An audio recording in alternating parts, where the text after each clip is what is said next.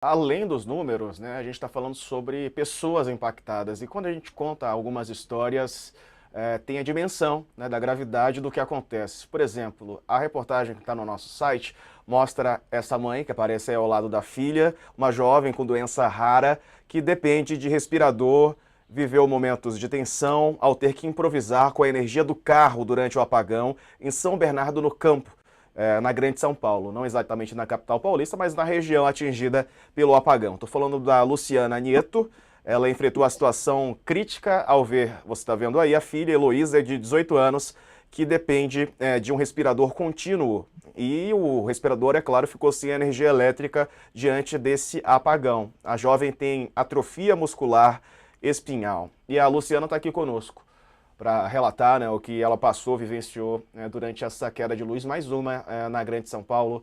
Bom, Luciana, enfim, é claro que a gente sente muito que você, a sua família, a senhora tenham passado por isso. Conta exatamente o que aconteceu, né, para quem não leu toda a reportagem que está no UOL, conhecer exatamente a sua história e como foi que tudo aconteceu quando houve, né, a falta de energia. Boa tarde. Boa tarde. Vou tentar resumir. Quando faltou energia elétrica na sexta-feira, mais ou menos umas 7h45 da noite, assim, a gente tem dois no-breaks na casa e o respirador que também tem bateria. Porém, tudo tem um limite, né? Todos descarregam. Na hora que teve esse apagão, a gente perdeu o sinal. Eu, a técnica de enfermagem, a fisioterapeuta.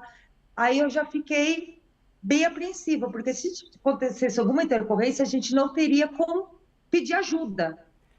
Ah, Aí, assim, liguei na Enel, aí deram uma previsão, a gente já tem um cadastro vital, né? E eu pedi uma previsão de religar a energia. Falaram 6 horas. Às 2 da manhã me ligaram, perguntando quanto que tinha de bateria e falando que poderiam fornecer um gerador, não vieram, e também falaram que poderia removê-la para o hospital. Aí eu falei assim, ó, meu sinal tá ruim, e da técnica de enfermagem também, a Fisio já não estava mais aqui.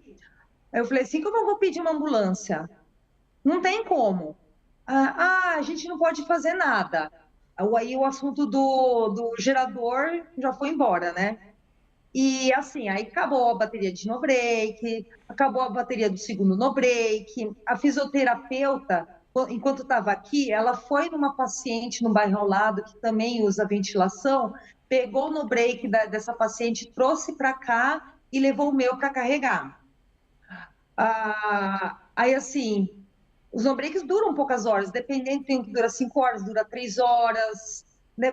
Já chegou no break aqui para mim que durou 0 minutos. Então, assim, foi bem apreensivo, assim, porque eu tentei o máximo de não levar a Elô para o hospital, porque a última internação dela, por causa de uma extração de dente, que era para ser 3 dias, durou 45 dias, porque o plano de saúde tirou o home care dela. E aí, para a gente conseguir restabelecer, teve que entrar com ação, e a gente não queria que isso acontecesse de novo. Então, eu fiz de tudo para ela não ir para o hospital. E conseguimos.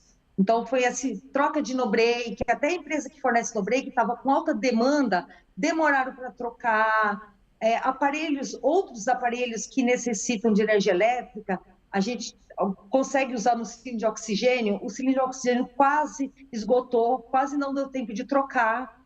E Uhum. se isso acontecesse, talvez ela não estaria aqui agora. Pergunta, Raquel Sakamoto. Luciana, eu imagino a sua aflição, ainda mais como mãe. Que medidas você está pensando em tomar em relação a ele? Então, o pai da Luiz é advogado.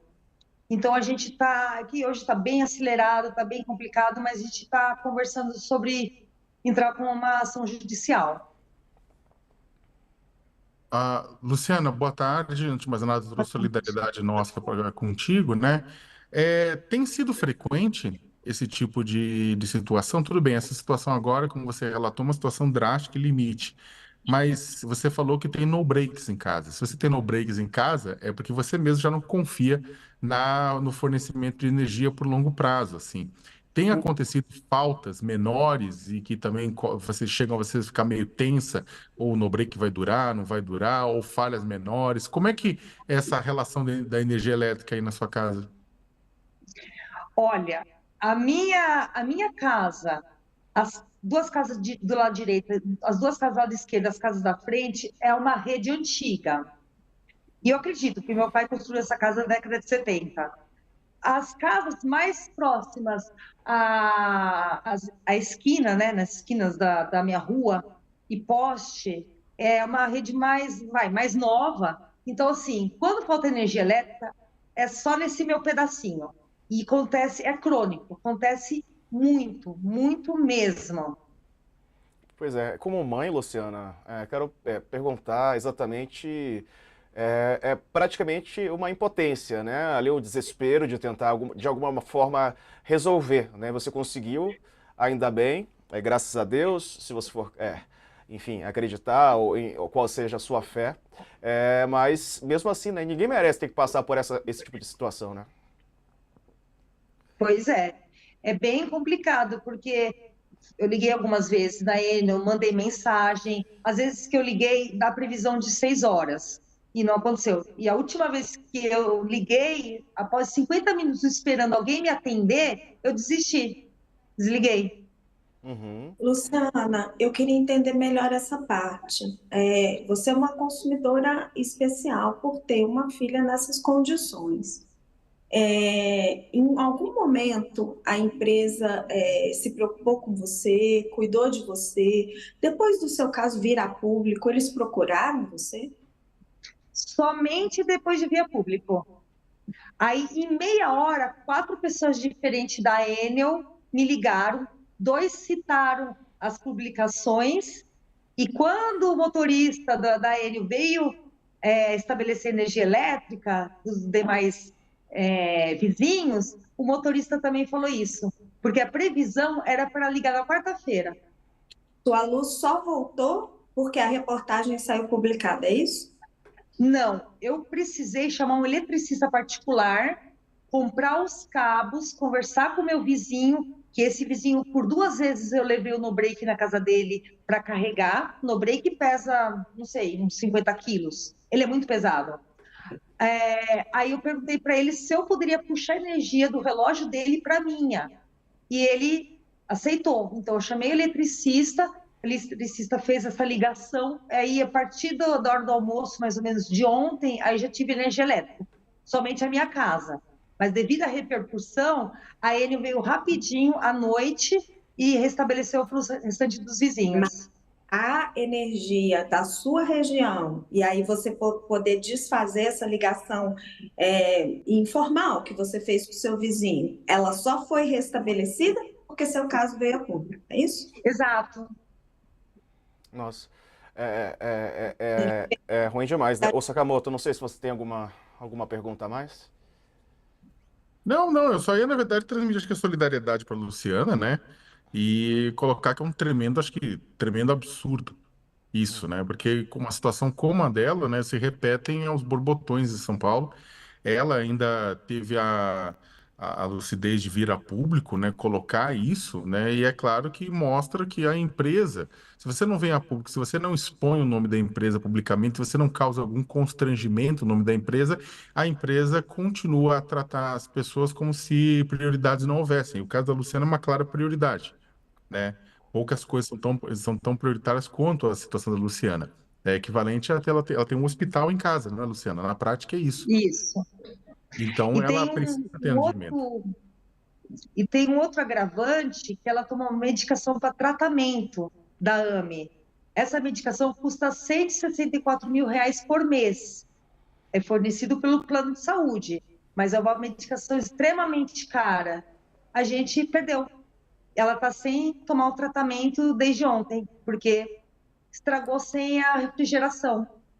Como consumidora e como mãe, né? É, qual a sensação, sentimento, enfim, se você pudesse transmitir isso em palavras, Luciana? Olha, é aflição, é insegurança, é medo de perdê-la, porque, assim, ela tem 18 anos, em 17 anos ela está em home care, e sempre foi essa luta. Já passei por situações complicadas, ela já teve parada respiratória em casa, então, assim, como ela já passou por situações mais difíceis que essa, então eu consigo manter a calma e procurar opções de resolver a situação.